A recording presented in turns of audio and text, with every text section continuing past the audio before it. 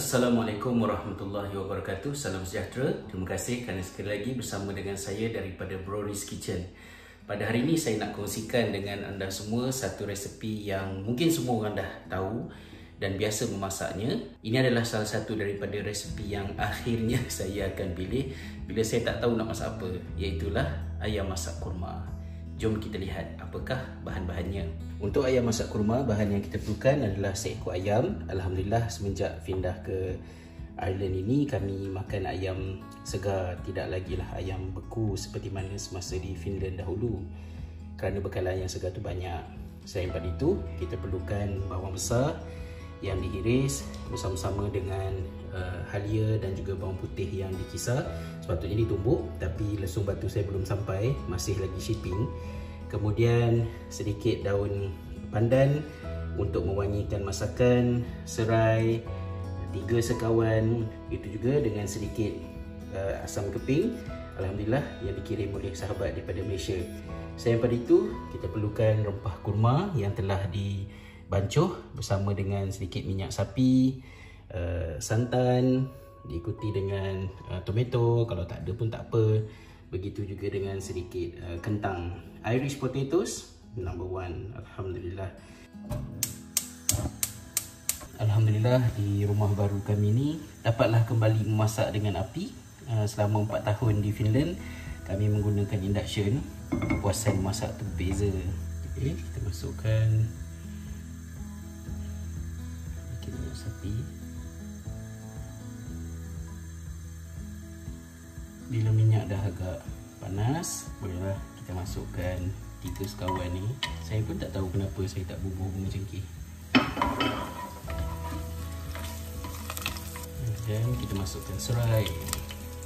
Seterusnya masukkan bawang merah,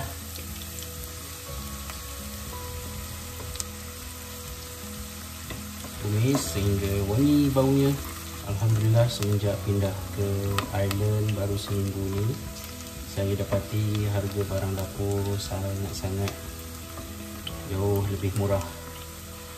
Tenang baliklah betapa mencabarnya kehidupan selama 4 tahun di Finland, yang mana kami perlu sentiasa berjaga-jaga, berjimat-jimat, sehingga nak hias masakan dengan bawang pun saya elakkan. Saya hanya letak apa yang nak dimakan saja, yang essential. Seterusnya kita masukkan halia dan bawang putih yang telah dikisar halus.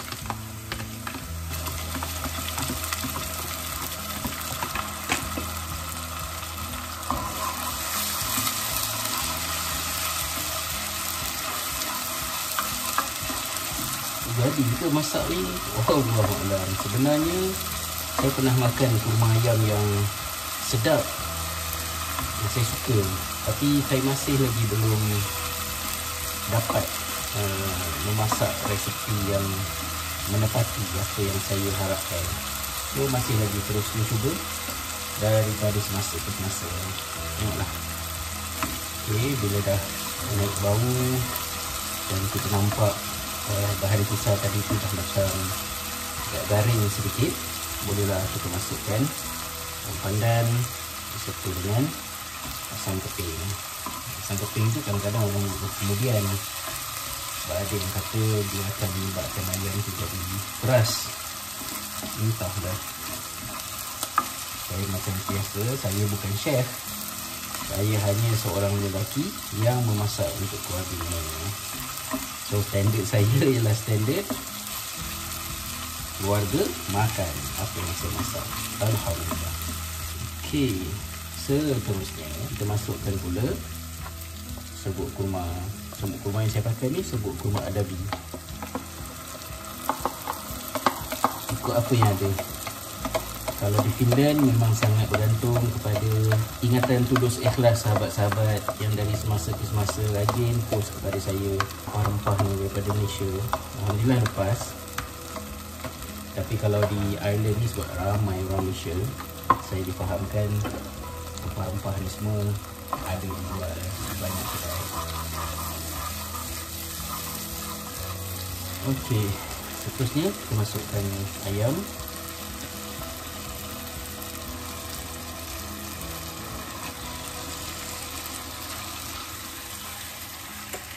Panaskan sikit air. Saya tak nak guna air yang dipanaskan di dalam tangki, yang bersih dan juga boleh dipakai, sebab saya nak bagi air tu betul-betul panas. Kerana dalam sejam lagi insyaAllah isteri balik rumah daripada hospital, shift habis pukul 8. Dan bila sampai tu dia kena terus mandi sebelum berjumpa dengan ahli keluarga untuk keselamatan lah kan. Jadi sejam sebelum isteri saya balik, kita boost dulu air panas tangki tu untuk masak. Kita masukkan kentang, kita tambah sedikit air. Air ni tak perlu banyak sangat sebab ayam tu juga akan mengeluarkan air ni sendiri kan.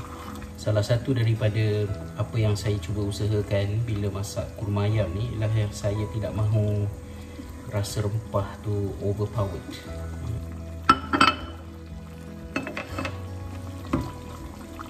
Kita boleh kecilkan sikit api dan kita tutup untuk mempercepatkan proses memasak.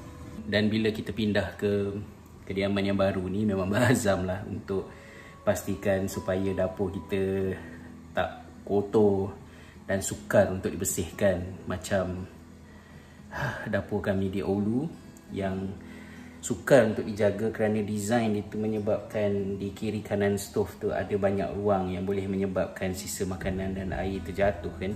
Jadi memang agak susah lah. Dan di sini untuk memastikan tidak pecik ke dinding, kami balut kotak dengan kepingan aluminium foil. Kami gunakan yang untuk bakar turkey sebab dia punya kelebaran dia cukup. Inilah salah satu daripada ikhtiarnya. Mungkin stov ni nanti nak dibubuh dengan aluminium foil juga. Tengoklah macam mana depan-depan nanti. Bila kita beli santan, kita tengok berapakah peratus coconut extract. Kalau di sini ialah 63%. Jadi lebih tinggi, lebih baiklah, maknanya kurang air. Ada beberapa jenama daripada Thailand yang saya suka dan juga santan kara. Untuk yang ini 63% cap ayam ni okey lah ya, reasonable.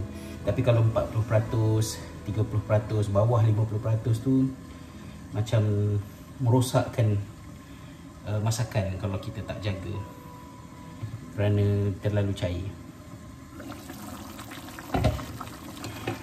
Saya ni seorang yang agak clumsy dan mudah menumpahkan barang masa masak, masa makan. Jadi kena sangat berhati-hati. Bila kita dah bubuh santan ni, untuk profesional saya tak tahulah, mungkin ada cara-caranya kan. Tapi untuk amatur macam saya ni, bila dah letak santan ni, saya takut sikit nak letak penutup macam ni sebab dia boleh menyebabkan santan pecah. Santan pecah tu ialah apabila dia terpisah-pisah je, jadi macam berketul-ketul.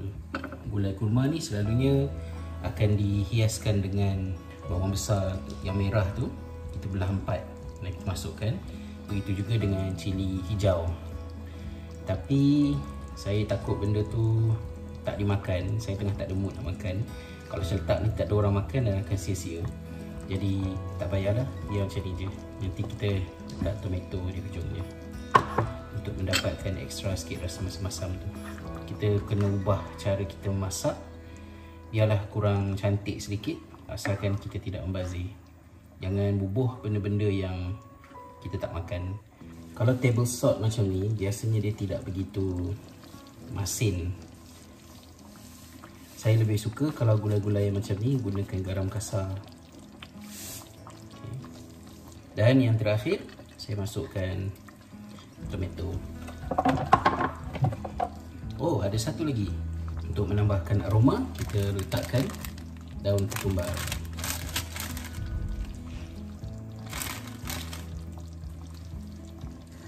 Dah siap.